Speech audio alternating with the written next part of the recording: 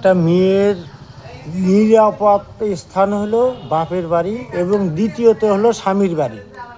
এখন তুই একটা বিয়ে করলু, বউটা চলে গেল, তোর এই জুয়া খেলা এবং তাস খেলাস, বাজার আনস না ঠিক মতো বাড়িতে, তাহলে এই কারণে একটা বউ গেছে, তোর এটা খেয়াল রাখতে হবে। এখন দ্বিতীয় বউটা যদি যায় তাহলে তো তুই বউ পাবি না এই বয়সে। তা আসলে যার বউ চলে যায় সেই বোঝে যে আসলে বউয়ের মর্যাদা কী। কারণ একটা বউ গেলে পারে তার জবাবদিহিতা করতে করতে জান শেষ হয়ে যায় পরবর্তীতে বিয়ে করতে গেলে। এখনও তোমার ভালো হওয়ার সময় আছে ভাই। তুমি ভালো হও, জুয়া খেলা বাদ দাও, তাস খেলা বাদ দাও, বাজার ঠিক মতো আনো, পোলাপানে দেখশন করো ঠিক মতো। একটা মেয়ে সবসময় চিন্তাধারা করে যে স্বামীর সংসার ধরে রাখার জন্য।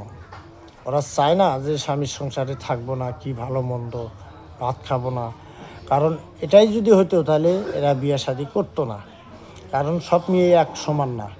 কারণ তোমার বউটা ভালো, এই জন্য কিন্তু এখনও টিকে আছে তোমার। কারণ তুমি যে বাজার আনো না, জুয়া খেলাও, তাস খেলাও, সারাদিন ঘুরে বেড়াও, হ্যাঁ, তারপরেও ধৈর্য ধরে সে মহিলাটা তোমার কাছে এখনও আছে। তুমি এক কাজ করো, এগুলো বাদ দাও, দিয়া ঠিকঠাক মতো কামাই কাজি করো, বুঝছো? তাহলে আর তোমার সংসারে কোনো ঝগড়াঝাটি হবে না। একটা মেয়ের সবসময় চিন্তা ভাবনা করে যে স্বামীর বাড়ি হলো তার মেন ঠিকানা, বাপ মায়ের বাড়ির পরে হলো স্বামীর বাড়ি। কারণ বাপ মাও সারা জীবন পালতে পারে, একটা কারণেই বিয়ে দেয়। যদি মানে ঐতিহ্য না থাকতো আমাদের, তাহলে বিয়েও দিত না। এটা আমাদের ইয়েতে আছে বিয়ে দেওয়ার, এই জন্য বিয়ে দেয়।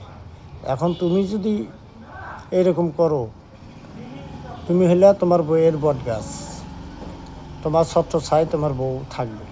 এখন তুমি যদি ভালো না হও, ওই মেয়েটা কিসের আশে থাকবে এখানে বলো? আচ্ছা রাখো, এখন আর কথা বলবো না, পরে বলবো।